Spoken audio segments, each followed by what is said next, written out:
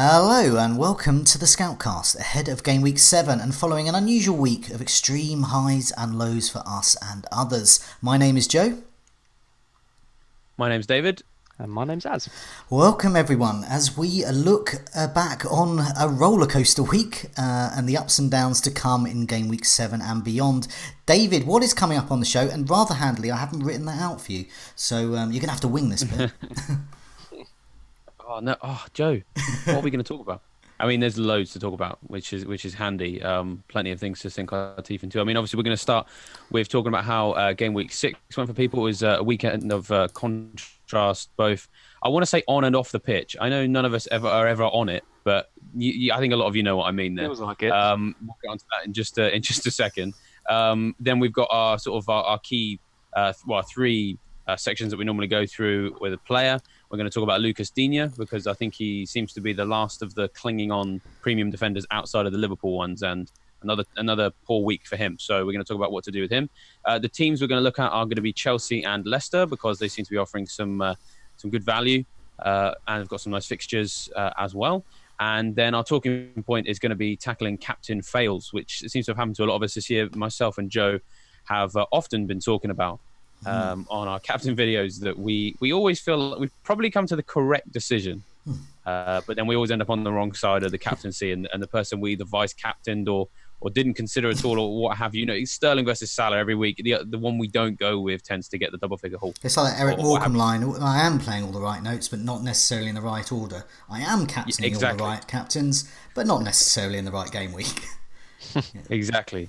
So, you know, a lot of that has played on a lot of people's minds. And, you know, we've already talked about it on Breakfast Club.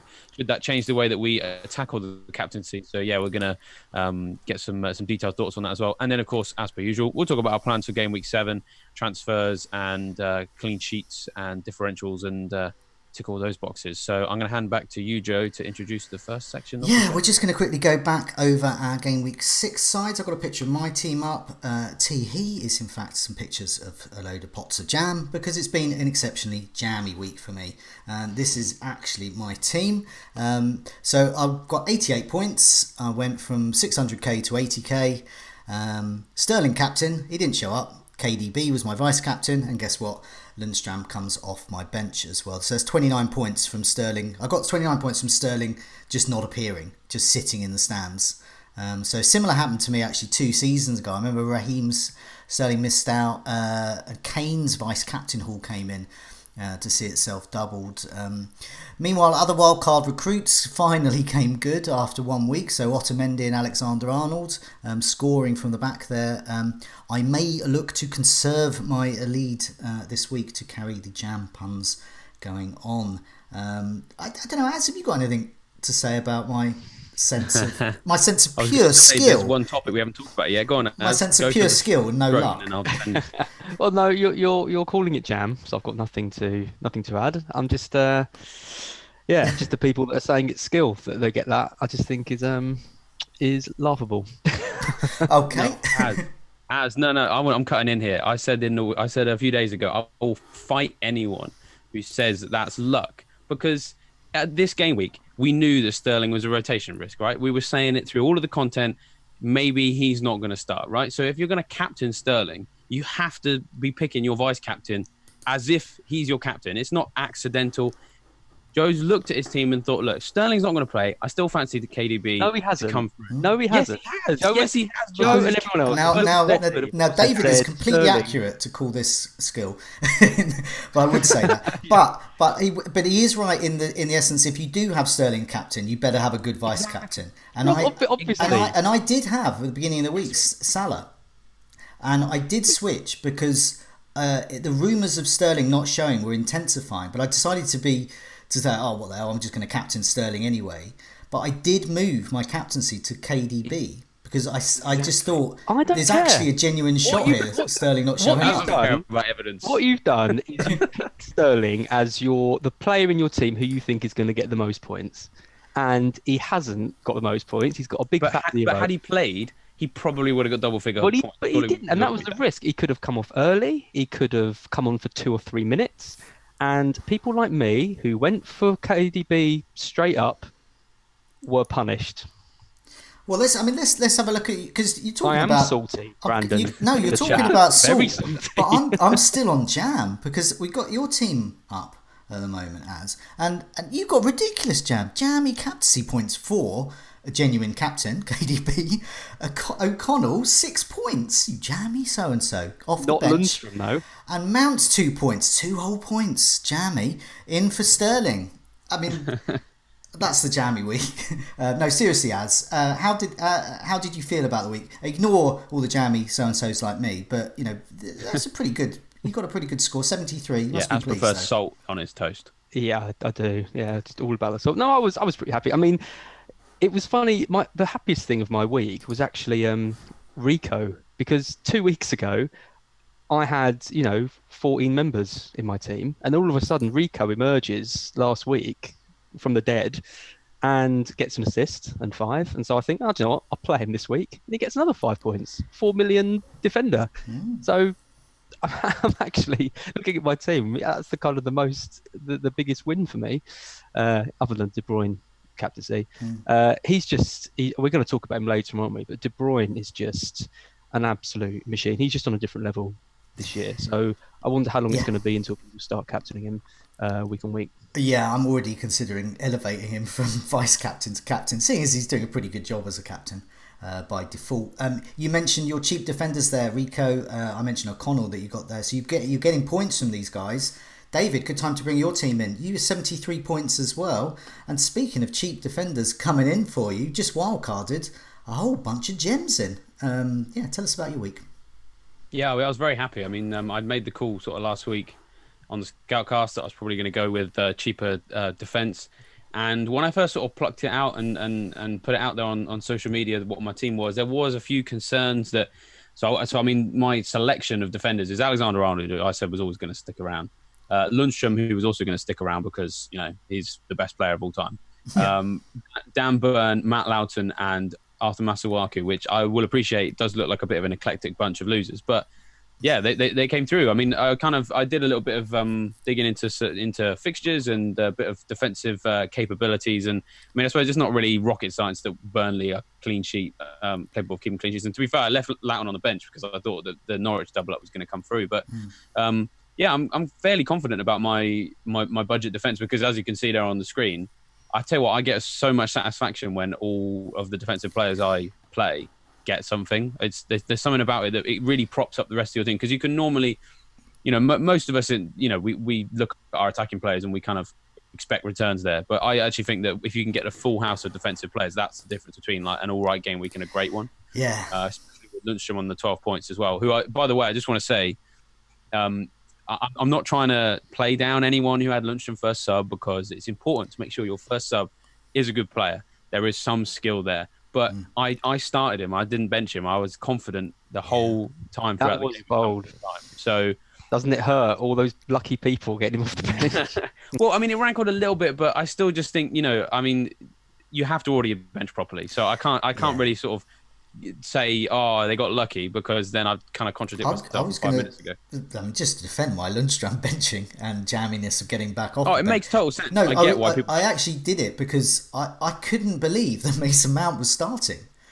I thought at best Mason Mount's going to come on for 10-20 minutes, and I'd take that.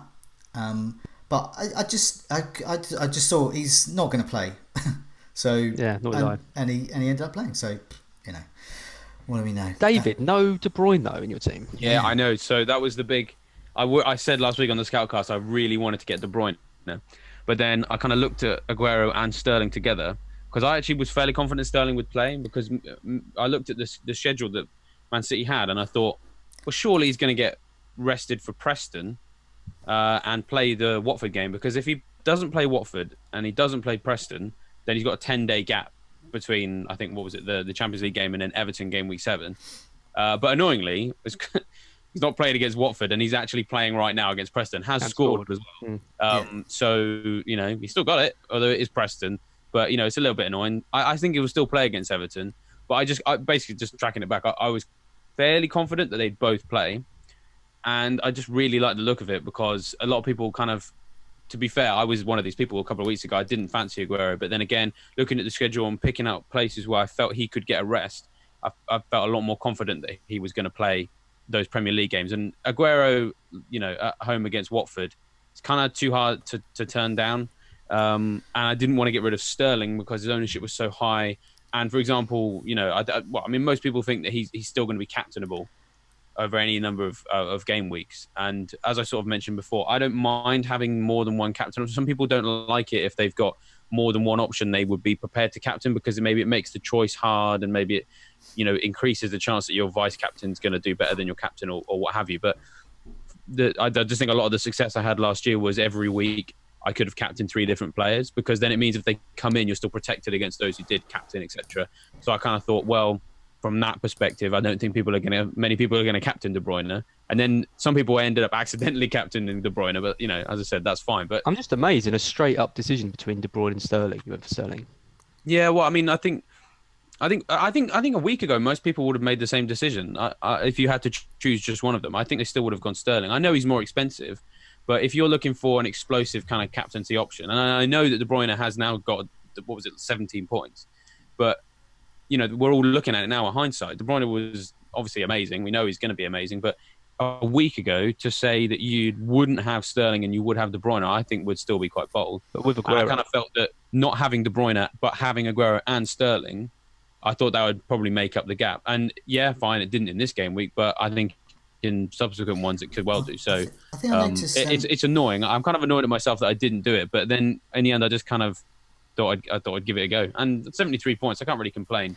And looking at my team for the next game week, not too worried. On that point about Man City options as well, I noted that I think it's Granville's team, Granville, the first ever co-host of the Scoutcast.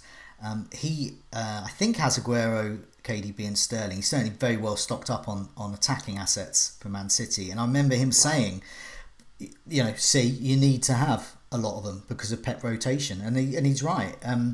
We don't quite know who's going to be rotated. One of them probably will be, but if you've got another 2, so if you've got KDB, Sterling and Aguero from that 8-0, you're laughing, especially if you captain one of KDB or even Aguero, it's still fine.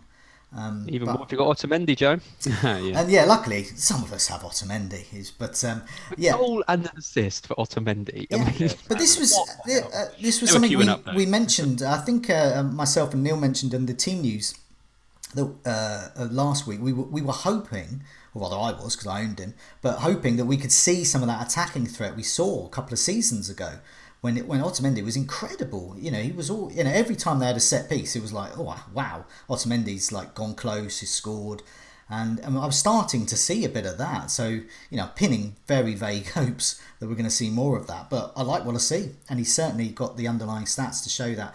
Let's move on to rough with a smooth. David, we have 3 people.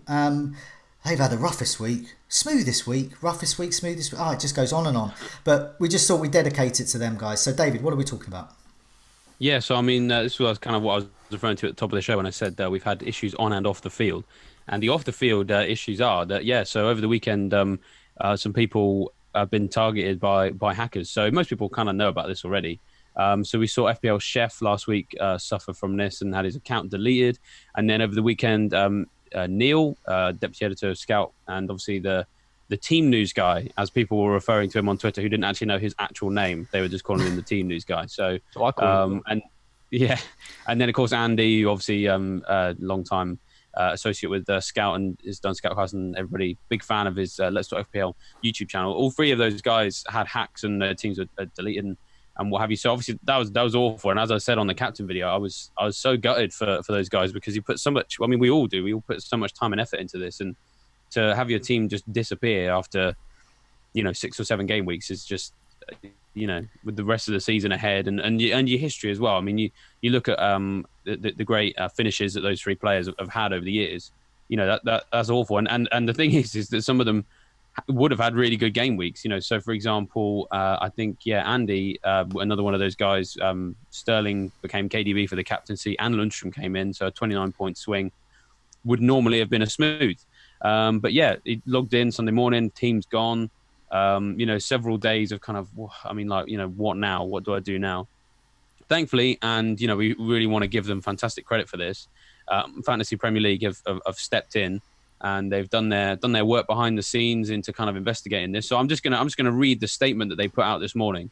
It makes the best sense if we just tell you guys the update from their words. So they said that following an investigation, we are satisfied that 3 accounts were deleted by a malicious third party, as there was a consistent pattern between the activity. As such, we have reinstated the accounts to the original owners. Furthermore, we can confirm there was no breach of our servers and only 3 accounts were impacted by this activity. We encourage all FPL users to practice good password management, keep their passwords secure, and not supply them to any third parties. So that's a fantastic development there. It means that those guys are all getting their teams back. I don't think it's completely gone through yet. So my understanding is that it'll take a day or so, or maybe a couple of days for them for Neil, Andy, and Chef to be able to get back into their teams and start tinkering for the new game week. But hats off to FPL for sorting that out for them, because it was quite a an annoying weekend for those guys. So as you said there, Joe, it was a smooth and then a rough and then a smooth again, we think. So, a very roller coaster ride for those guys. But as I said, positive resolution and full credit to FPL themselves for sorting this out. Understand, as you have maybe a more traditional rough with a smooth for us to add in before we move on. I do. You can't really compete with that, but let's bring it back to FPL. So shout out to Mitch who stole my mojo, Dan the Man in a Pan, great name, Crowlop. They all were like you and Andy, Joe. KDB vice captain, Lundstrom coming in for Sterling. Less said about those people, the better. A guy on Twitter, Nathan Woollister. So he got 39 points last week. He didn't panic. He had a game week rank of 5 million. He did Zinchenko and Jota out for Otamendi and Wilson. Got a game week rank this week of 237. So 2 transfers got him from 5 million to 237, and he's gone from 1 million in the world to 38,000. So there's hope. It's the most incredible leapfrog ever, because he's just out of nowhere now miles ahead of most of us. It just shows how tight all the scores are still, even after 6-7 weeks. Like one good week can really sort of catapult you up the ranks. And Lagan 1-1, so he had a game week rank of 73 after his wild card. So even better than Nathan Wallace. I mean, a game week rank of 73, 72 people in the world betting him. So that's all smooth. Now, I think it's important to talk about the roughs, because this was a good week for most people, I think, sort of quite heavily involved on Twitter and on the site and everything. And there's probably a few people listening to this kind of a bit gutted because they've done badly. So don't worry, you're not alone. Some people have had some pretty bad ones. So a squishy potato, he did not get Lundstrom's points. He was third on his bench. Instead, he got Mings, who was away at Arsenal, and Dendonka, who got a big fat 0 with his own goal. Babino's forehead, captained Luca Dean. Yeah, not so good. Well, he's the new Leighton Baines, never bench, never captain. Yeah, very true. I thought we're talking about him later, aren't we? I mean, home to Sheffield United though, like to get 1 point, it's pretty savage. The Gobstopper, he got 42 points overall, and 12 of those were from Lundstrom. So 30 points from his other 10 players, including his captain. And my favourite one by far was Delufeu.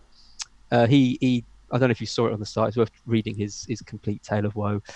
He wildcarded. He had an absolute shocker. He vice captained Pookie. He's got triple Norwich attack, who all blanked. He's got double Spurs defence, including Aurier, who had that goal ruled out. And he says, to top it off, he says the only saving grace was he managed to get promoted and he found a new place to live. And he's since updated that by saying the housemates pulled out and now he's back in the attic. Okay. Well, it's gone rough again, and it's gone rough to really rough. On a rough. You mentioned Luca Dean there, and he is indeed the first topic of conversation. So Luca Dean, here's the stats: 6.1 million, 4 points per match, dumped by 130,000 managers this week. The questions are: the unassigned Philippe, is it time to ditch Dean? Ainsley FPL, who are the best differential Dean replacements? And Ben Edwards, is it time to downgrade Dean to a West Ham defender? Or are there any other viable downgrade options for those tired of Luca Dean? David, what do you think? Time to dump Dean or keep patience with him? I think it probably is. And I say that as someone who has already done it. And I think So what I said was I was very reluctant to get rid of Digne because I thought, well, game week 7, as has already referenced there, home to Sheffield United, you kind of expect something, at least a clean sheet against a team that have been somewhat goal shy. And, as you're always kind of hoping and expecting with Digne on those corners and free kicks, you're hoping for someone else as well. So I was thinking that what would be happening on my wildcard was that I was going to be staring at like a 17-point haul for Digne. And it would really kind of sting me. But then I'd look at some of their upcoming fixtures and think, well, that should be the most that I have to worry about. So then the fact that he's only got 1 point in that game, to me, tells me that, I think maybe now is the time to move on because, at the very least, game week 7, home to Man City, I'm not, I don't really think you should be expecting a massive deal out of Digne for that game. And I say that sort of from both ends of the pitch. At the start of the season, we thought that Everton were going to be one of these teams that were going to offer a lot of clean sheet potential. And I think we were right to begin with because they kept 2 clean sheets in the first 2 games. But what we saw was that their XG conceded was actually quite high and they were overperforming clean sheet wise in those games. So then it's probably no surprise that then after that, they've conceded 2 goals away at Villa. They've conceded 2 goals at home to Wolves. They conceded 3 away at Bournemouth. And they've conceded 2 at home to Sheffield United. And obviously the last one comes with the caveat of, I think Sheffield United had 2 shots. So you're kind of going to assume that most weeks when they're conceding just 2 shots in a whole game, maybe they're going to keep a clean sheet, but it's Man City next. So if the Man City have 2 shots in that game, I'll be shocked because they will have way more than that. But if they were to have 2 shots, I would probably expect them to score them as well because it's Man City. So, defensively, I'm not impressed. So then over the last 4 game weeks, they've conceded 9 big chances and only 6 teams have conceded more big chances than that. So they're not really in that area of any of the stats that kind of you look at and go, oh, they've been unlucky to concede so many goals. They haven't. Like they've played badly enough to concede those goals. And I'll take us back to the discussion that we had as versus everybody else on the show. That one time when we were talking about defensive double ups and premium defenders. If they're not going to keep those clean sheets, then are they worth that amount of money? So for me, no, because if you're going to pay $6 million for a defender, you want both. You want an equal chance of both. And I would still admit Digne has attacking threat because I think coming into game week 6, he was second of all defenders for chances created behind only Alexander-Arnold. That is obviously very good. But if he can't supplement it with the clean sheets, then I'm a bit concerned. What do you think as, obviously you were a bit more inclined to hold on to these defenders, even if they can't keep clean sheets because they've got some attacking threat? Where do you stand now after a few weeks with Digne? Liverpool are different because I feel like Liverpool can keep a clean sheet against anyone. And okay, they haven't so far, but I think the double up, of Trent and Robertson, they both got attacking returns this week. Again, they conceded quite late on to Chelsea. They did against Arsenal as well. And, you would have thought by now they would have had more clean sheets than they did. So I can understand why you would do that with Liverpool. With anyone else though, if the players aren't keeping clean sheets against teams like Bournemouth and at home to Sheffield United, you really have to consider sort of their worth. Everton have just been absolutely terrible, and they have done for the last couple of games. So I can't really see any justification in keeping him. To me, it's all about Alexander-Arnold. It's all about Otamendi. Now, I just think he's such a strong option going forward. Joe's done really well to get on him early. I think he's going to be a really popular player to bring in because Zinchenko owners are going to move to him. Like I already have, and Dean owners are going to go to him and all things like that. And then it's that third defender spot. So you either go to a budget player and you free up some money to go put more money in attack, like because the forwards seem to be doing well. Or, to me, the really obvious defender now is Alonso. Now that Emerson's out until I think mid-October, that gives you a 6.2 Alonso differential with Chelsea's amazing run of fixtures. And if I had Dean, I would be really, really tempted to make that move, considering they're the same price. We all know Alonso's history in FPL. He's just an absolute madman, the way he runs forward, and his attacking stats are always off the charts. He's already got an assist in one of his appearances, I think, last week. So that's what you do for me. You get the other 2 in, and you either go budget with someone like, God, I hate to say it, Eric Peters or Dan Burn or someone like that, or you take a punt on someone like Alonso. That's what I think. Yeah, okay. So now I've got an opposite view. I'm up for keeping Luca Dean. How about that? So, and the reason is... we have to disagree on something. Yeah, is because this is what the bench is for. Now, a lot of people say, I don't need a bench. And, well, last week showed that they do need a bench because lots of players weren't playing. So I found out that you do need a bench. And I think the same this time, but in a certain way. I'm not sure I want to ditch Luca Dean, but I know I don't want to play him against Man City. I feel that Luca Dean can get... Leighton Baines, Joe. Never bench, never captain. But then that goes out the window when he's playing a team that's just hammered another team 8-0 and it's Man City. so it's almost like, never bench, never captain, just don't play against Man City. I think there's a potential of negative returns there for Luca Dean. He's first sub for me. And I because I'd like to play him because Everton still have good fixtures going on from that, and I'd like to see whether we can eventually get any clean sheet points from that. But I still think there's attacking returns as well, which I'm happy to play almost any other week apart from them playing Man City. So I can bench for a week, very happy. But here's some stats. So last 4 game weeks, only Alexander-Arnold has created more chances amongst defenders than Luca Dean. No defender has taken more corners than Luca Dean in the last 4 game weeks. He is top for shots amongst defenders, although it's worth pointing out that 5 of those are outside of the box. So that does reflect that he shoots from distance, but also his free kick potential. So he's not going to be Gary Lineker style goal scrambling go-getter for goals, but he is going to be unleashing those howitzers from free kicks. Hopefully, that's the aim. I don't know. He is on my watch list to dump, but then again, Otamendi was on my watch list to dump last week, and I held on to him, and now I'm cherishing him like a 5-year-old with a cuddly toy, and he's going to get all sorts of cuddles, lovely. But Joe, Luca Dean, hang on a minute. Can I take you back to a few weeks ago where you very adamantly stated very clearly that you like your defenders to keep clean sheets, you like your midfielders to get assists, and you like your strikers to score goals. But and now you're saying you're going to keep him because you're hoping he's going to get a free kick. No, I think Luca Dean will get me clean sheet points, but I don't think he's going to get them against Man City. So that's why I'm happy to bench him. But then he comes back into the team, and then the hope is for clean. If he looks like he's not going to get those clean sheet points, in addition to what else he can get, goals, assists, well then it is time to. But he's already looked like he can't keep clean sheets. Let's see. I've only had him for a week. Give him a chance. I think the other thing is that when we were talking about that before, because me and Joe were kind of on the same team of that. Yeah, I know you were. Yeah. We were talking about Liverpool defenders who cost considerably more. So I mean, does that maybe play a part in there, Joe, in the sense that when you're talking about a 7 million defender, you're going to be stricter when you're looking for clean sheet potential than perhaps you would be with a 6.1? I'm guessing he is for you. I think there are certain defenders like Alexander-Arnold, like Robertson, and I think like Luca Dean. I did highlight Alexander-Arnold and Luca Dean on my wildcard as 2 players that aren't. Are they defenders? I just think of them as wingers who could get clean sheet points, as Alonso has proved. So yes, I do like my defenders to keep clean sheets, but are they actually defenders? Because they're not behaving like them.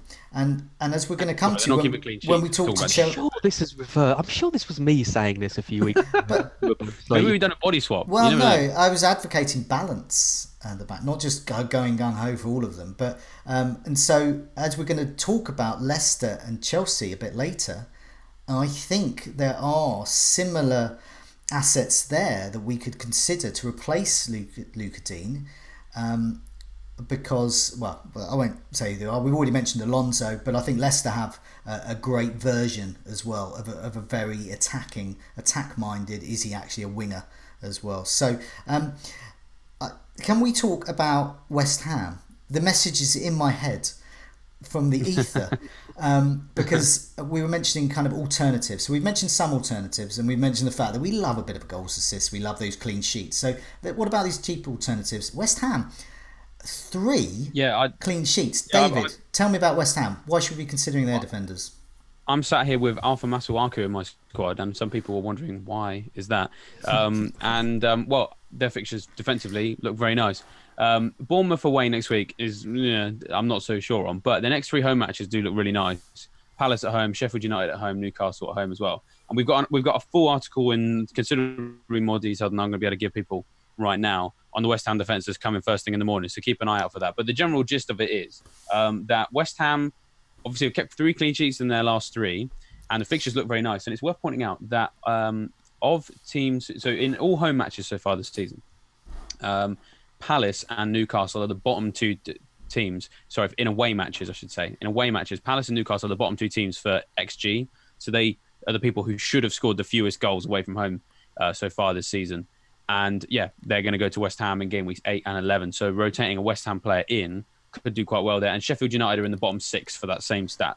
And they're also coming to the London Stadium. So those 3 fixtures look very nice. The only thing with West Ham defence that kind of concerns me now, obviously I'm sat here with Masuaku, so, maybe I've kind of, not done my research completely properly last week, but I've done it this week for this article, is that West Ham have actually kind of overperformed quite a lot against their defensive statistics. So their XG delta for the last 4 matches, so that's the difference between the goals they did concede and the goals they should have conceded based on XG. They conceded 1 goal, but they should have conceded 5.45 according to XG. So their delta is over +4, which is more than double like any other team in the league. So they probably should have conceded more goals than they did in the fixtures that they played in. But at the same time, they are going to be playing some teams at home in the next couple of weeks that are pretty poor in front of goal. So then options you could consider, to be honest, I went for Masuaku, even though he was suspended, because he largely had been number 1 at left back, and Cresswell had been quite criticised for his performances so far this season. Obviously, what's happened is Masuaku's missed that game. Cresswell was like man of the match, scored the goal. So now I'm a bit concerned over who would start there. So if you don't have a West Ham player right now, I probably wouldn't suggest Masuaku. I'd maybe go for one of the centre-backs. I think Ogbonna and Diop have both been mainstays this season.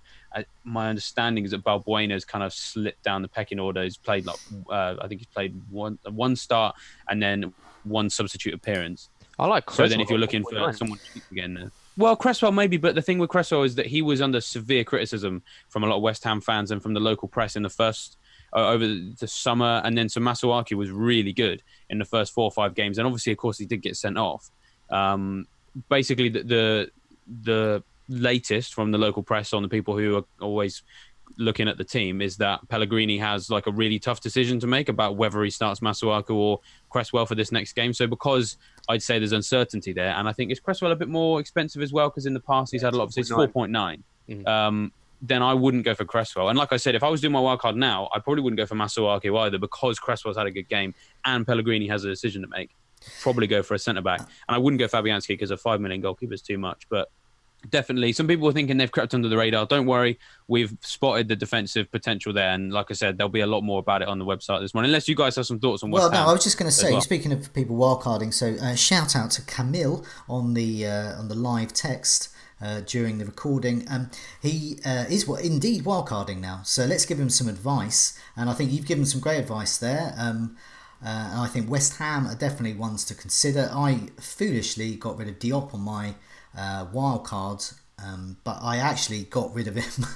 I got rid of him just before the 3 clean sheets that I didn't expect. So yeah, a bargain. But I just want to say, if you don't have Lundstram, get him. He's a gem, as we've gone on about all the time. He's still really cheap. Just get him. A box-to-box midfielder that FPL for some reason have classified as a 4 million defender. He is at worst a 4.5 midfielder. He's probably a 5 million midfielder. He's sort of Norwood level. That's what he should be. But he's not. He's 4 million defender originally. Great. I would think of him. But I also think of bonus as well. So Aston Villa's Tyrone Mings, Burnley's Eric Peters and Brighton's Lewis Dunk are among the top 5 defenders in FPL's bonus point system currently. So if there is a chance they're going to get a clean sheet, they're going to probably get bonus as well. And keep them on the bench, keep them in a rotation. David spoke a bit about that, and I think that's a really good idea as well. I deliberately haven't mentioned a very cheap Chelsea asset that we could perhaps be considering, or indeed a very cheap Leicester defensive asset we should be considering. But I think now should be a good time to move on to the teams that we've had lots of community questions about. So Az, do you want to take us through that? Sure. So there's 2 teams with really good fixtures coming up, and they are Chelsea and Leicester. So Rishi says, is it time to double up on Chelsea assets with Abraham and Mount? That's my answer. Done. Next.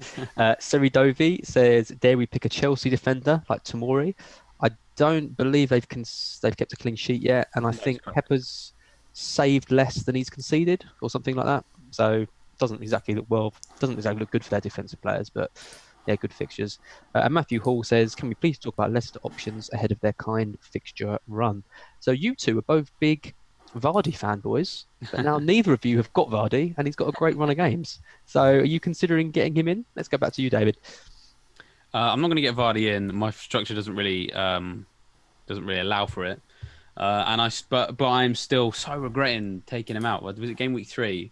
I did that big mini wild card, and that's when he finally banged because I chatted something offensive in the sense that I got rid of him, which was annoying. He's always, I think, for the whole season, he is going to be great to own if your structure works, and I don't think that my structure works for it, and I don't think it's going to work for a lot of people because it is just a bit awkward, isn't it? The price point he's at. If you've got Salah or Mane, and you're going to have Sterling or Aguero, and you're going to have De Bruyne as well, allowing yourself another one who is your alternative in that position is what Firmino, because we always talk about balance and exit strategies, and it just kind of, for me, puts it out of balance, because that's kind of what I was finding. That's why I got rid of him. So then I think that, so I've got Maddison right now because he was it kind of covers Chelsea, to be honest, because I didn't want to get Mount, because you're on your wild card. You're not going to put Mount on your wild card if he's a doubt to play. And of course, I know he did then play because I had Abraham. So I was like, well, that's fine. I can cover that attack, at least for now, with a good asset. But I went for Maddison because his price was really nice. He was a good placeholder who obviously came through and played really well against Spurs. So, I mean, if he's declared fit for this Newcastle game, I mean, I'm really excited about that. And he's going nowhere because I thought he was fantastic. So, if you're looking at your structure and thinking you can't quite get Vardy in, I don't really think that Maddison is as much of a downgrade as you think. Because, sometimes when you have these standout options and then there's that kind of guy who's maybe 2 million cheaper who, can sometimes be seen as, he's a poor man's so-and-so. I don't quite think that Maddison is, because if you want to capitalise on these decent fixtures and their good goal potential, and you want to still retain your structure in the sense that you've got, all of those premium players that I've already mentioned, then then go for it. And then, as I said, it means that if I need to get rid of Maddison, then I can get to a Mount, or I can get to a Daniel James, or I can get to John McGinn, or whatever, all these players, because there's a lot of players in that bracket right now, isn't there? Sort of between 5.5 and 7 million midfielders. There's loads to look at, and Maddison just allows me to get to all of those if I need to. So there's kind of not really a great deal to dislike about Maddison as an option right now. So yeah, he's now at the start of the season, I think people were talking about Maddison, the other two, Tielemans and Perez, and kind of they were all kind of similarly talked about, and similar kind of these in terms of options. But actually now I do think Maddison is so far ahead of Perez and Tielemans. It's ridiculous. What do you think, Joe? Are you tempted to go back to Vardy? You've dropped him on the wild card.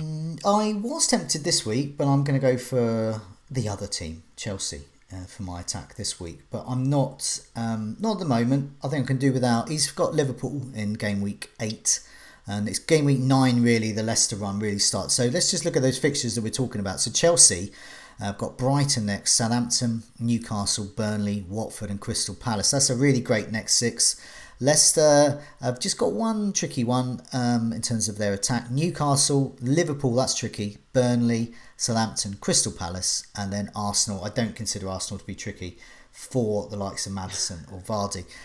So yes, they have the fixture run, and the basics of fantasy football for me is follow the fixtures, and they both have great runs. So I'm happy to try and target their players for the next few weeks. I like Mount, is 23% owned, Abraham 30% owned. I like the double up of them. So it turns 2 basic shields into, what do they turn into? A sword. Lovely. And so owning both. And not all Mount owners will have Abraham, all Abraham owners will have Mount. Some will have both, but I'm betting that not all will. And so that's quite, I think they're really good value, both of them as well. So it's a really good attacking value. Why I want them, both. So Abraham, last 4 game weeks, 14 shots, 9 on target, 13 in the box. This is what you want from a striker. He's just there. He's there. The bulk of them are on target as well, doing all the right things. Mount, midfielder. Was he 6 million when he started? I think I got him for 6.2 or something. And so 10 goal attempts last 4 game weeks. And the shots inside the box 5, so half of them are there, there where you want them to be in the box. This is great. These are great stats for them. So yes. For Leicester, I like Vardy, obviously. Maddison, Tielemans, I like. Sionyu, I've got, and Pereira, I think is Lord Farquaad. And Pereira is a great option, I think, to replace Luca Dean with. If you are looking for a sort of differential alternative Luca Dean, you don't believe in the clean sheets. So I think Pereira's going to get them, and I think he's going to get the attacking return as well. Chilwell as well, I think. And Chilwell, but I'm just looking at fitness at the moment. I know he's come back from injury. I just want to see. I'm not a Chilwell aficionado. It's a bit like with Martial. I got Martial and I thought, oh, exciting early in the season. And then I sort of realised why I'd never got him in before, because he keeps getting injured. So for me, Sionyu, 4.6, I think he is currently. But as soon as the slot opens up, I think one of those players that I mentioned from Vardy onwards to Pereira will come in. So last 4 game week stats, why do I like them? Well, Maddison, hey, this is good. He was reminded of this on Match of the Day, I noticed as well. So he'd had 14 goal attempts, which was the most goal attempts without scoring until he finally did score in the last minute or so. So he's got that goal there, 14 goal attempts, which is great for a 7 million or so midfielder. Tielemans, 8 goal attempts. I like him. I think he's really good value, 6.4. I like Tielemans. He's the one that could come in. Because if I can upgrade Cantwell to Tielemans, I'm happy to do that. Vardy, sounds like a downgrade to me. Cantwell's the boy. It's upgrade in my books. But Vardy, let's ignore his stats. Doesn't matter. He'll just get goals when you want them to. Pereira, I think his stats aren't so good at the moment. 2 goal attempts, but I think they'll come. And I think he passes the eye test as an attacking defender, and that's what I think is going to come with him. So he's like, wait and see. Could be a gem there. And Sionyu, we all know he's just been underpriced because the game came out too early, and they didn't know he was going to be nailed on, and he is. So get him in. So they're my thoughts on them. Target them. Loads of options, loads of value. They're so good, aren't they? Do you have anything more to say about Can I jump in on sorry? Some Chelsea defence? Yeah. I just wanted to mention Tomori, who 4.5 million defender at Chelsea is something we should always notice if they start in the last 3 in a row. And Christensen went off injured, right? I mean, I don't even know why I'm asking. Is Christensen? So of course he did. So plenty of space for him to play in this team. Scored against Wolves as well. If I'm honest, just to touch on Alonso, I would still be a bit and ahhing over Alonso, because kind of just referencing back to the fact that Chelsea actually haven't kept any clean sheets yet. So if they're not going to keep clean sheets on a reliable basis and a regular basis, then I don't really want a 6 million-ish defender. But a 4.5 I could definitely accommodate, because just going back to those fixtures, Brighton at home, Newcastle at home and Palace at home, and just referencing back to when I was talking about West Ham, that Newcastle and Palace are the 2 teams bottom of the league in away matches for XG. You can quite conceivably get Tomori in and start him against Brighton, because I think they could keep a clean sheet there. If one's going to come, it should come against Brighton, and if it doesn't, then maybe we need to think again. But Brighton at home, I'd expect something there. Game week 9 and game week 12, you'd start him in those ones, and then you'd maybe have a decision to make about Southampton game week 8, Burnley game week 10, and Watford game week 11. Because he's 4.5, and if you have a few others and you're going for a rotation, then I think Tomori is definitely one to look at, and obviously a little bit of goal threat as well. So I like Tomori. What do you think, as on Chelsea with Tomori specifically? Yeah, I mean Tomori is good value, I think, at 4.5. Lampard's come out and praised him, said his spot definitely looks really secure, and the fixtures are there. But I mean, the stats are just so bad for Chelsea. Like, no clean sheets, more goals than saves for Kepa. Like, there's something not right. They've got so many injuries, they can't settle on a back line. Like Rudiger, Christensen. Like, it's crazy. Do you know what I mean, I just wanted to add some stats into that, because I actually think they've been unlucky. Now, this sounds weird, but they've been really punished by I say the odd mistake, but I think they're actually better than they look. So they've shipped 8 goals over the last 4 game weeks, but the expected goals conceded stats say they really should have been 4 to 5. So they've been a bit unlucky there. They've given up 7 big chances over the last 4 matches, but 12 teams have let in more. So they're not like the worst by any stretch of the imagination. In fact, they're one of the best.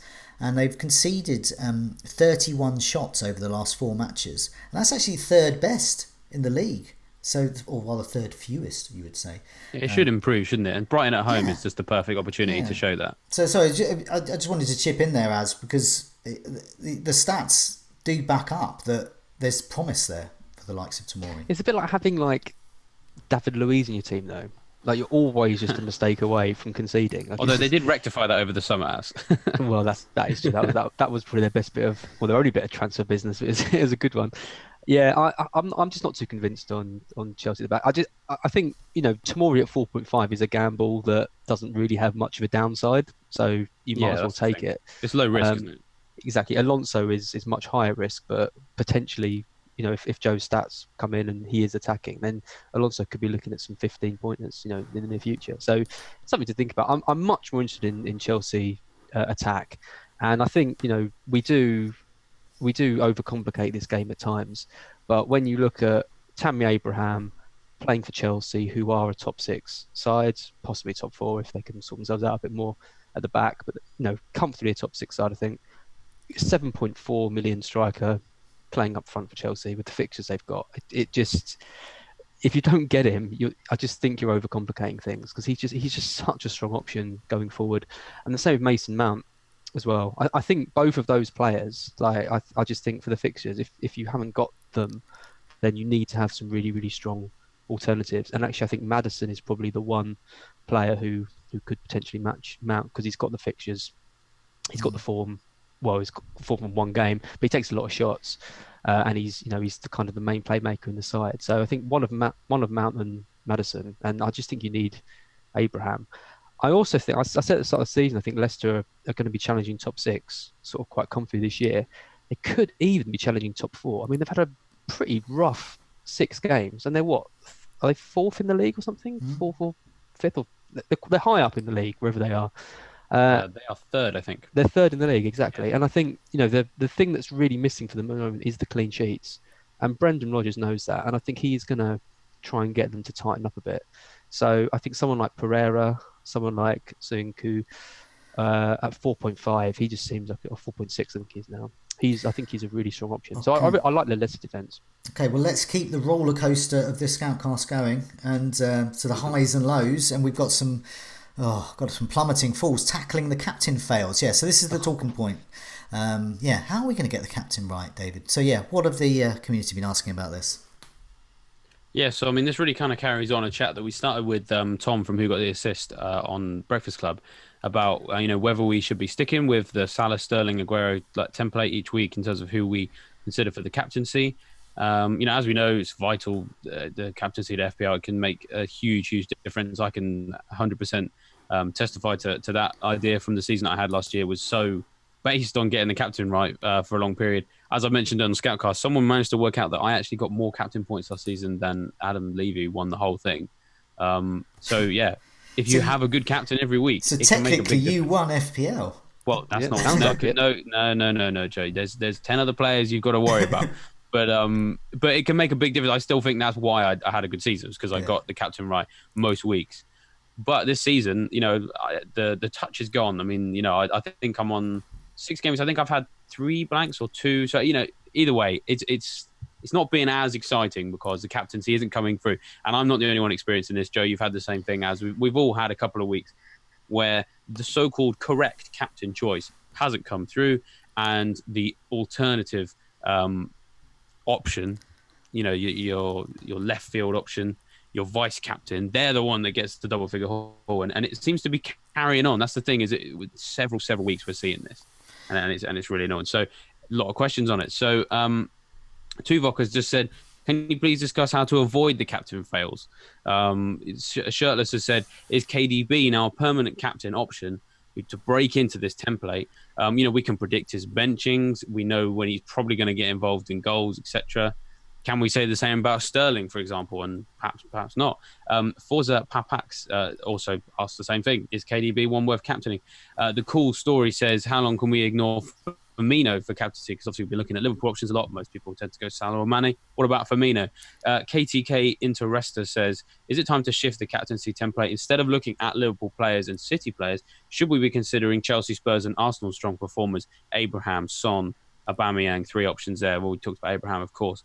And SD Souza says, Sterling's returns have remained minimal in the last few weeks. Is it time to cash him in and downgrade to an alternative option? So there's so many strands here.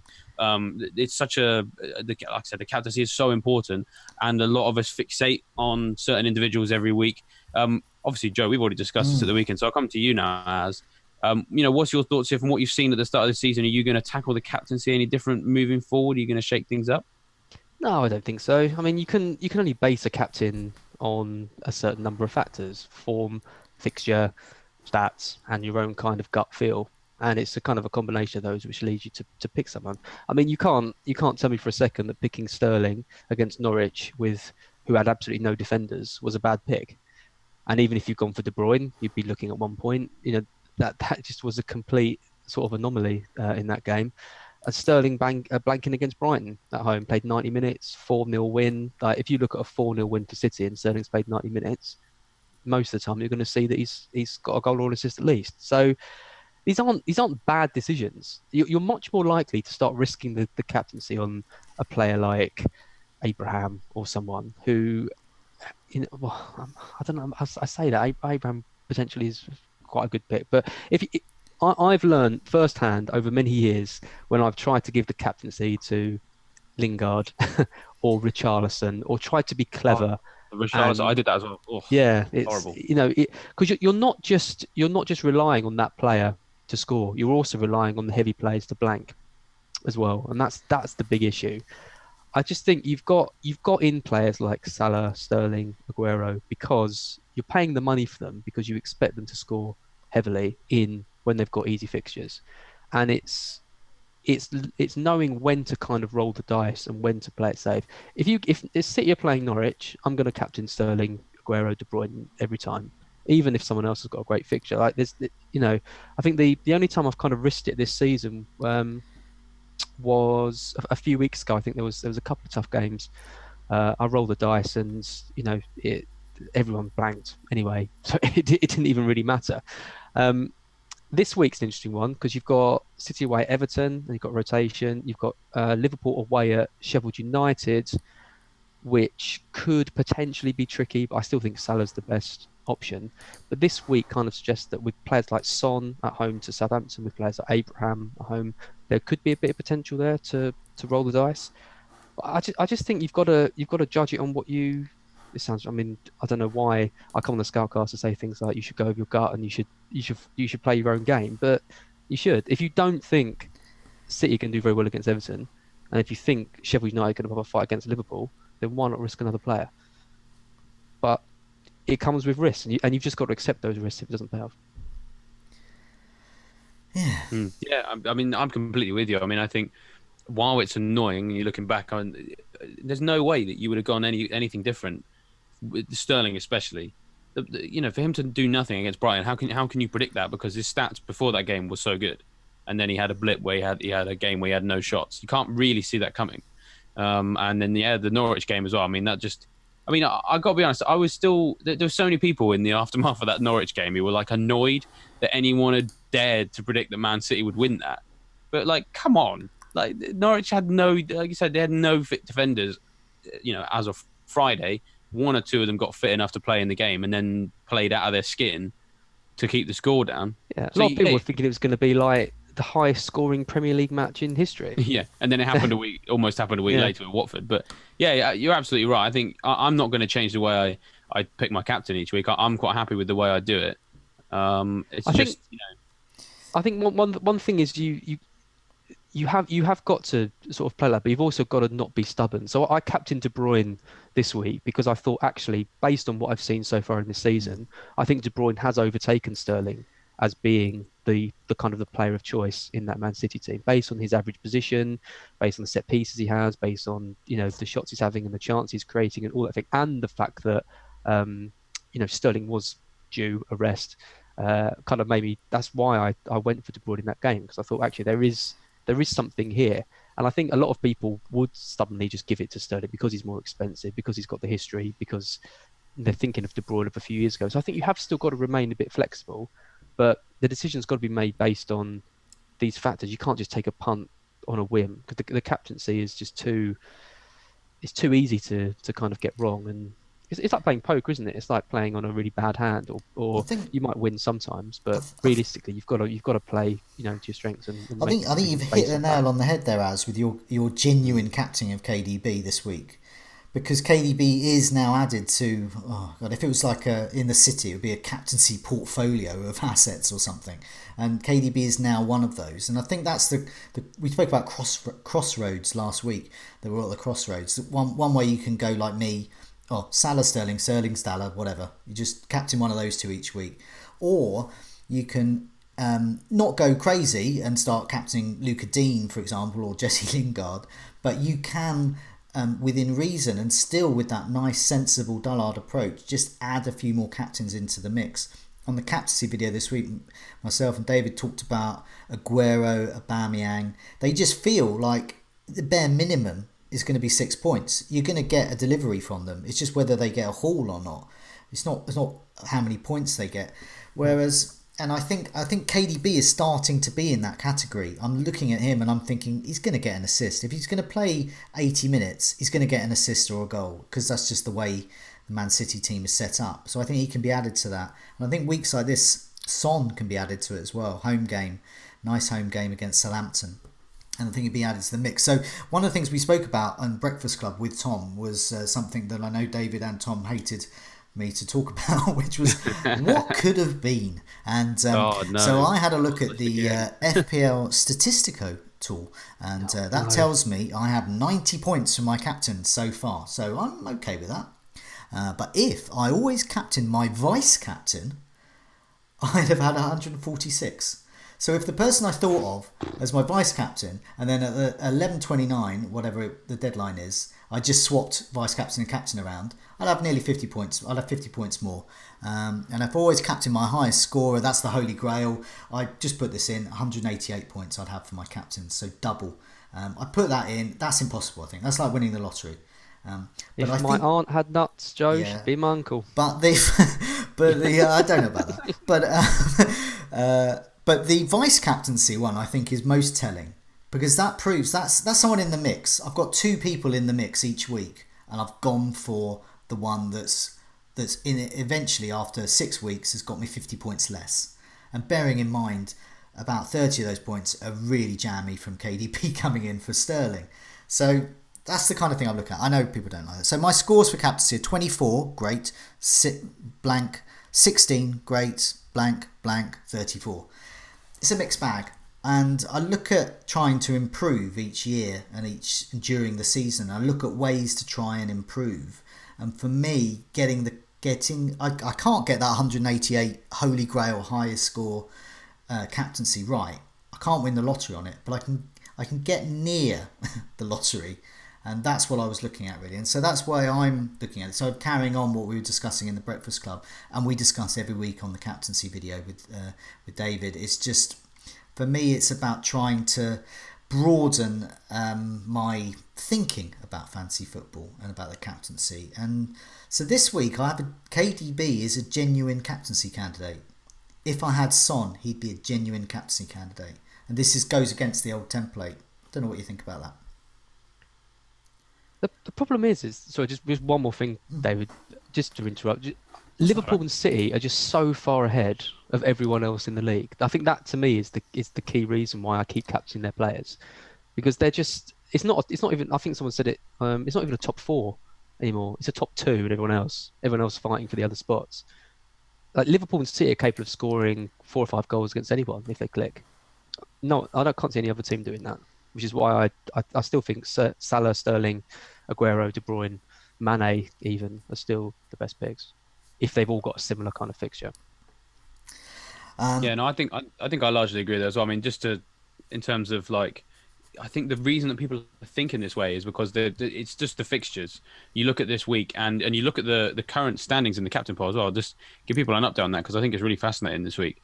Salah is still the favourite, but he's only got 26%, and normally most weeks up until this point, the favourite in the poll has had roughly at least 35%, somewhere between 35 and 60%.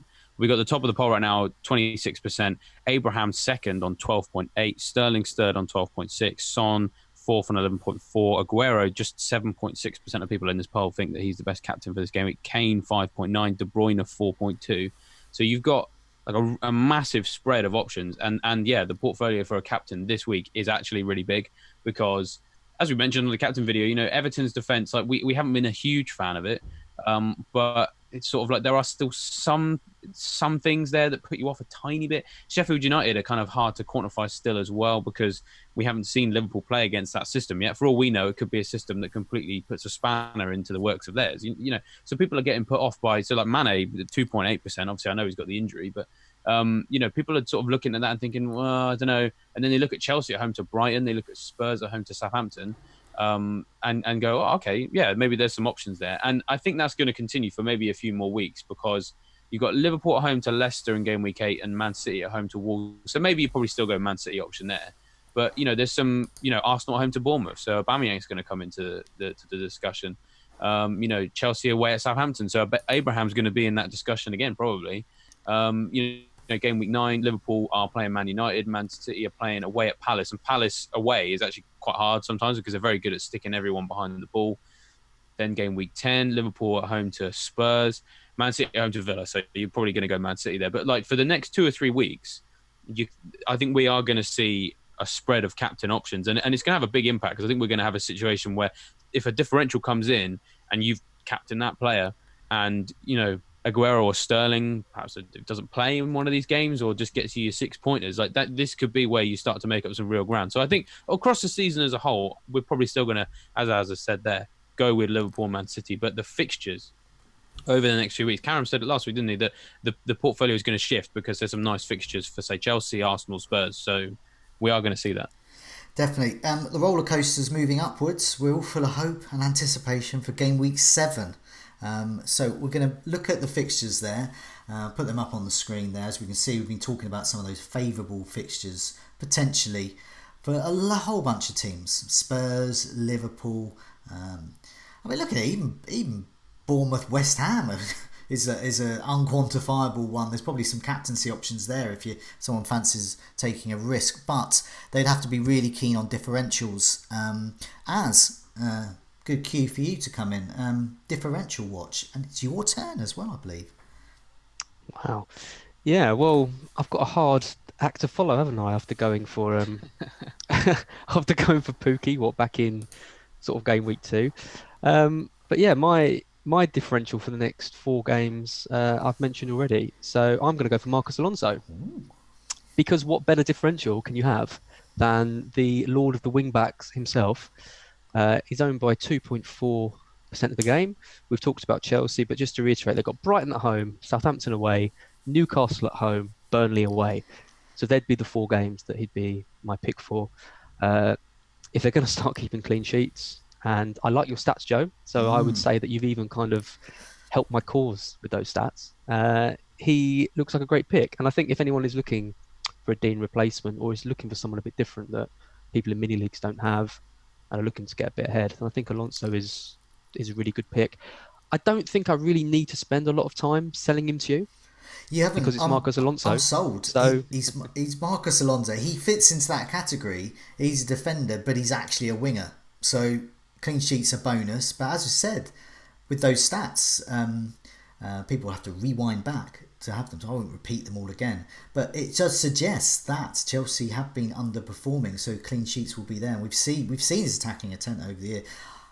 I mean, Neil came in with Tarkowski, and we gave him a roasting for that choice for I didn't. differential. Well, I did anyway. But you've come in with Alonso. I think you're onto a winner. I think he is going to get a double-digit return. They're quite different picks, aren't they? Tarkowski versus Alonso. Yeah. It's sort of going for slightly different. Yeah, one's good and one's awful. Yeah, so yeah, Yeah. very different. Yeah. David, what do you think of Marcus Alonso? Too expensive, perhaps, or okay? Yeah, I think I'm still not completely sold. I know that Emerson still, I think, is he 50% on FPL right now to play? So yeah, He's out. maybe. He's out till mid-October, is what Oh, I read really? today.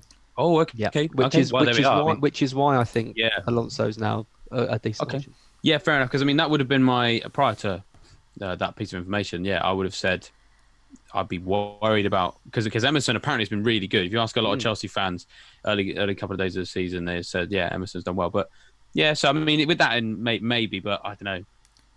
Maybe he'll come in, but I mean, that's what differentials are, isn't it? I mean, I'm not going to get him, but maybe he does well. So we'll see. David, clean sheets. I just want to come to let's keep the roller coaster going.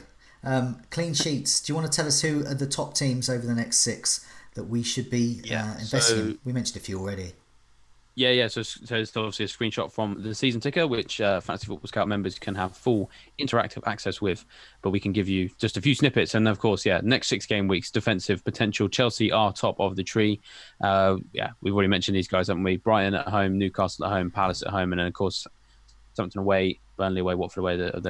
Their fixtures: West Ham, Bournemouth away, Palace at home, Everton away, Sheffield United at home, Newcastle at home, Burnley away.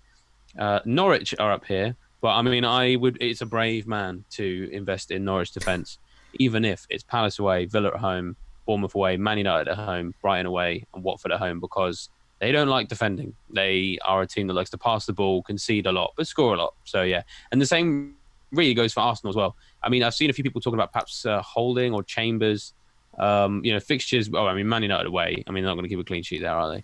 But Bournemouth at home, Sheffield United away, Palace at home, Wolves at home, Leicester away. Maybe, I don't know. But and also, of course, I don't really know what the best back four is there. It's not a very good back four. But Man City are still up there, as are Burnley. So obviously, Otamendi, people will be looking at him. Everton away, I think people fancy something there. Wolves at home, the same. Palace away, again. Villa at home. Southampton at home. Liverpool away, obviously, is the tricky one. But those 5 fixtures, be surprised if Man City didn't keep a few clean sheets there. And Burnley, historically, have been very good at keeping clean sheets, haven't they? So Villa away, a lot of people are going to be starting Pope. I'm going to be starting Loughton this week, for example. Everton at home, again, same thing, because Everton don't look too good going forward. Leicester away, Chelsea at home. Maybe that's when you probably bench your defender, but you start Pope because he's going to make a lot of saves. And then Sheffield United away, West Ham at home. Good options. So good fixtures there for some good budget options. Spurs and Leicester in there as well. We've already kind of discussed them. Spurs fixtures are nice, but I don't really think I trust their defence.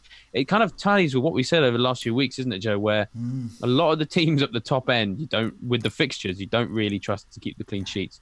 But I would say Chelsea, West Ham, Burnley, and probably Man City, you probably just about do.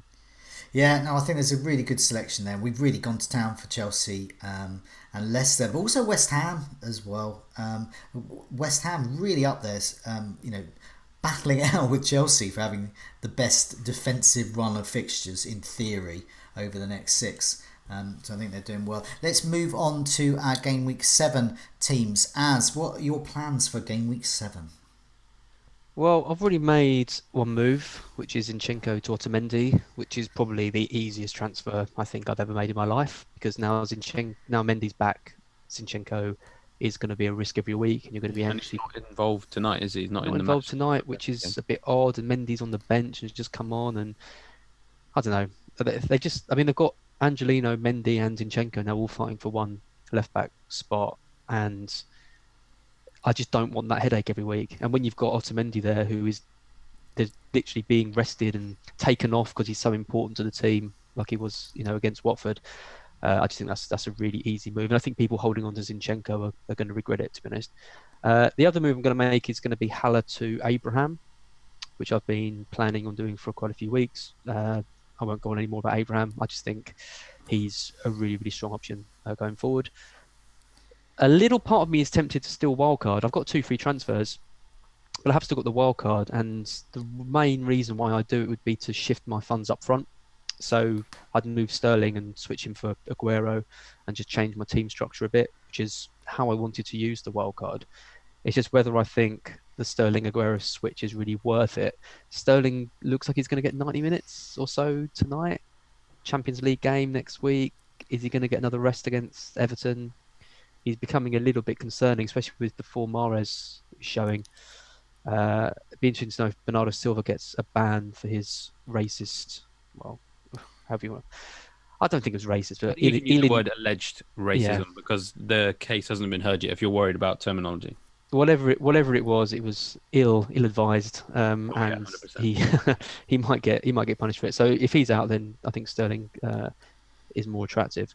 So yeah, I hate not having Aguero. He's just scoring every week, and he's getting rested in all the right games, like you said, David. And I do want him. So if I was to wildcard, it would purely be for Aguero. But I mean, Joe once wildcarded for Ryan Fraser, so Yeah. Can't There's be a lot of that things bad. you'll do for that man. It was good. I like wildcarding around a particular player, and yeah, Ryan Fraser was good because he did unlock everything else. No one particular player for me this time, so I've already wildcarded. Let's move on to my one. So already wildcarded. So I have made a change already. I've got 2 free transfers this week. I have enough money this moment to do Haller to Abraham. I would not have if one goes down, one goes up. So that move's been made. I don't mind making an early transfer for that if I've got 2. That was a little tip I had from fellow Scoutcast co-host Mark over the years. When he's always had 2 free transfers, he hasn't minded using one early because you've got the other one and you've got a bench to rectify it if the worst happens and you get it in an injury or something. Didn't he once bring in a player by mistake and then he did. Yeah, he's done that transfer as well. But if you've got 2 transfers, it kind of mitigates that side. Yeah. But I just think Abraham is a player I want. If I didn't get him in now, I'm going to have to spend 2 transfers to get him. And I'm not, as I said, I'm not sure about Luca Dean. I've got Salah captain at the moment, but I think that was over the weekend I set that and just haven't changed it. To be honest, it's between Salah, Sterling and KDB. I don't know which one it's going to be at this stage. I'm going to flip a 3-sided coin if such a thing exists. Haller's out for Abraham, so there is a potential cost there with Haller going, but I just prefer Abraham going forward. And going back to that point about defences, I like my defenders to keep clean sheets, and this is that team in action. I have picked 3 defenders there I think are going to get clean sheets, or rather have the best chance of a clean sheet. I don't think Lundstram is at Liverpool. I don't think Luca Dean is against City. However, Alexander-Arnold, Otamendi and Sionyu, which is why I got him in my wildcard, this is his moment. He comes on in and I've got my 3 there, so that's fine. Luca Dean comes back into the equation when the fixtures get slightly better after this weekend. So yeah, that's me really. Slightly decisive and then slightly indecisive with the captaincy, which is what we were talking about. David, your bus team, what are your plans for game week 7?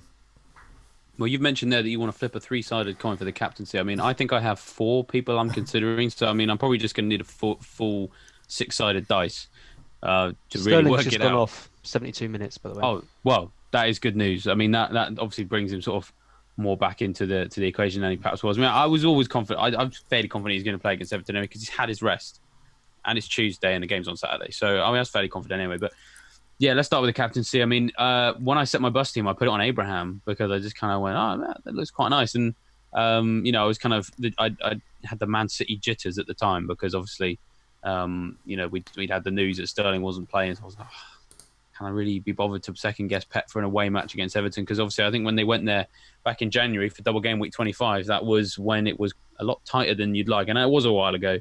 And like I said, I do think Everton are more likely to concede more goals now.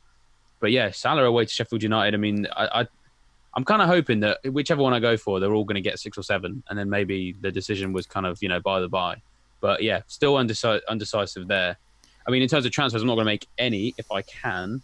Because I've just wildcarded, I'd like to bank the second transfer as early as possible. But I do need to wait on Maddison because he had to go off injured towards the end of that game. He didn't seem too positive about it either. The BT Sport reporter caught him pitch side and asked him how he felt. And he kind of said, well, there's a bit of a worry, so we've got to check it. And I don't think we've had an update yet, but we will definitely have something, we hope something fairly conclusive towards the end of the week from Brendan Rodgers because it would be annoying. My bench isn't really capable of this week. I mean, in most weeks it would be, but this one particular week it'd be a bit thin because Hayden coming in, for away at Leicester is not too exciting. Also, I don't really want Lundstram coming in either. which is why I am a bit worried about Masuaku, as I mentioned earlier. I put him in the squad under the impression that Cresswell would just play one game and then he would just quietly, sit back and be number 2 again with Masuaku coming back in. But of course, he's had that good game. So it'll be a bit annoying if I keep Maddison, Masuaku doesn't play, and we get Hayden and Lundstrom come in. That would be a bit concerning. But I think from what I've got attacking wise, and I've got Pope and I've got Loughton and I've got Alexander-Arnold, I think I can just about get through the week without making a transfer, I hope. But of course, if Maddison's ruled out, then I'm going to have to move him on, really. If he's ruled out for a number of weeks, then I can get to Mount very easily, just one transfer, or I could get to a number of other options in that position. So yeah, I've got options. I've just got to wait and see what the press conferences and of course these midweek games throw up. Yeah, it's a tricky week for your defence this week. But I think Loughton's got a good chance of getting a clean sheet. And obviously, if he has, then obviously Pope has as well. So you could get a double clean sheet there. Alexander-Arnold is just like superhuman. Bung him in. Who cares about clean sheets with him? He's a winger. And Masuaku, I think Bournemouth are a funny one. I don't know which Bournemouth is going to turn up. Is it going to be the one where Callum Wilson has one shot and scores, or the one where Callum Wilson has one shot and doesn't score? It just Wilson's very good against West Ham as well. I really want him. Yeah, but the second you get him is when he's going to stop scoring. It always does that for me. His record against West Ham is really annoying. 6 goals in 6. I think he scored home and away against them last season. My dad's a West Ham fan, so I'm always reminded of the infamous Maradona moment that he is responsible for, where he blatantly handled it into the net, and when asked about the goal at the end of the game, when asked how he got the ball in the goal, he said magic and then winked at the camera and just made my dad just explode. So I'm fully aware that my family could be in for a tough weekend if Wilson has a big game against West Ham again. So it's a tough one to call, that one. But there could be any sort of goals either side. I don't know. There's probably a captain there that we're ignoring. We've spoken about how we're not getting the captaincy right. I care about it. You two seem quite okay about it. Seem quite sanguine about it, which is fine. But we've also looked at Luca Dean, and we've looked at those enticing fixtures for the likes of Chelsea and Leicester and even West Ham coming up. But just a reminder to everyone that we've had a lot of stats and fixtures and season tickers have been thrown up during this episode, and that's a really good place to say have a look at our members area, because it's full of stats and articles and all those kinds of gadgets there. So if you're a member, go in and have a look. I recommend the Goals Imminent table, obviously, because I made it. But if you're not a member, sign up for membership. Lots and lots of stats and articles and all that kind of jazz awaits, but no actual jazz. But for now, it's a goodbye from me. Goodbye from me. Good night. Goodbye all.